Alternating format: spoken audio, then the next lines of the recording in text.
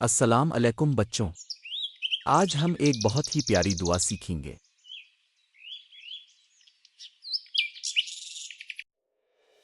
یہ دعا ہم اس وقت پڑھتے ہیں جب ہمیں کوئی خوشخبری ملے۔ جب بھی آپ کو کوئی اچھی خبر ملے سب سے پہلے کہنا ہے الحمدللہ، الحمدللہ۔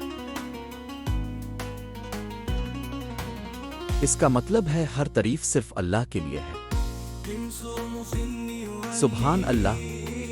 یہ چھوٹی سی دعا ہمیں اللہ کا شکر ادا کرنا سکھاتی ہے۔ تو بچوں، آج سے یاد رکھو جب بھی آپ کو کوئی اچھی خبر ملے فوراً کہو الحمدللہ۔